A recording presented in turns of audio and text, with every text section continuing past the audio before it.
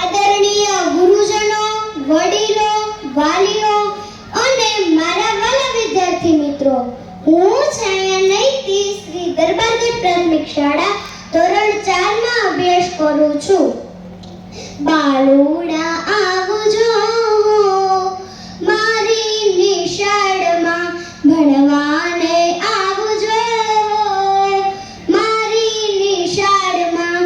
શાળા પ્રવેશ ઉત્સવ 2025-26 ના શુભ પ્રસંગે મને સ્વચ્છતા વિશે કંઈક કહેવાનો મોકો મળ્યો છે, તેનો મને ખૂબ જ આનંદ છે. આપણે સૌ જાણીએ છીએ કે જ્યાં સ્વચ્છતા ત્યાં પ્રભુતા. આપણું ઘર, શાળા અને આસપાસનું વાતાવરણ સ્વચ્છ હોય તો આપણે સ્વચ્છ રહી શકીએ છીએ. ગંદકી અનેક રોગ ફેલાવે છે. ઝાડા, ઉલટી, ડેન્ગ્યુ, મલેરિયા એવા અનેક રોગ ફેલાવે છે. આપણા પ્રધાનમંત્રી શ્રીએ પણ સ્વચ્છ ભારત અભિયાન શરૂ કર્યું છે. તેનો મુખ્ય હેતુ છે કે આપણા દેશને સ્વચ્છ બનાવવાનો. તેના માટે આપણે આ પ્રસંગે સંકલ્પ કરીએ કે કચરો કચરા પેટીમાં નાખવો, પ્લાસ્ટિકનો ઓછો ઉપયોગ કરવો, શૌચાલયનો ઉપયોગ કરવો, વૃક્ષ વાવી તેનું જતન કરવું. આજે જે નાના ભાઈ બહેનો પ્રવેશ લઈ રહ્યા છે તેને પણ આપણે સ્વચ્છતાનું મહત્વ સમજાવવું જોઈએ. તે સ્વચ્છતાનું મહત્વ સમજાવવા હું એક નાનકડી વાર્તા કહીશ. વાર્તા રે વાર્તા, કોની છે આ વાર્તા? વાર્તા રે વાર્તા, કોની છે આ વાર્તા? આ વાર્તા છગન અને મગનની છે. છગન અને મગન બંને જોડિયા ભાઈ, તેમની છે આ વાર્તા. ચોખ્ખાઈ રાખી સાજા રહેવું, ગંદકીમાં તો માંદા પડવું. સવિતાબેનને 2 પુત્ર હતા. એકનું નામ છગન અને બીજાનું નામ મગન. બંને જોડિયા ભાઈ, પણ બંનેના સ્વભાવ અને ટેવ બહુ જુદા.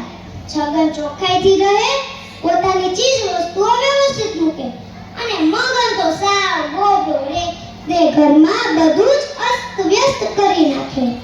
છગન શૌચક્રિયા બાદ પોતાના હાથ સાબુથી ધોવે, અને મગનને તો ક્યાં કાંઈ ચોખ્ખાઈની પડી હતી.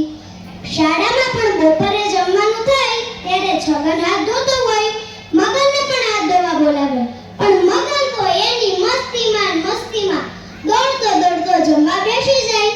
વળી પાછો હાથ ધોવામાં સમય બગાડવાનો, અને આ મગન ગોબરો રે, છગનને તો જરાય ન ગમે. એક દિવસ મગનના પેટમાં ફૂલ દુખાવો થયો. તેને દવાખાને લઈ ગયા.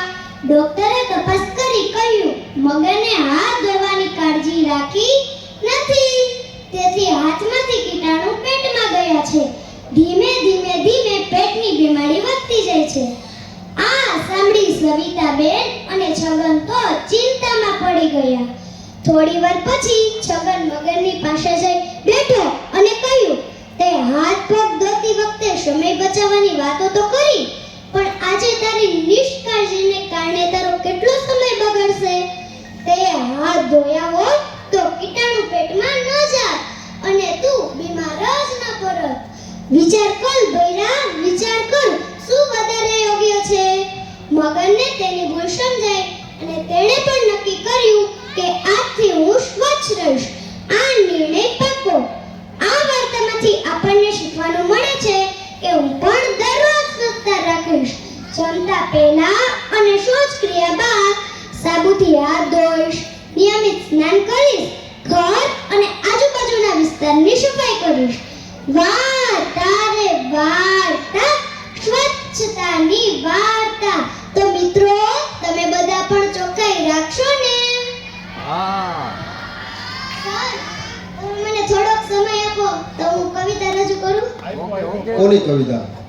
કૃષ્ણદેવની. કૃષ્ણદેવ. કાઈ કરાય, ઉભરાયું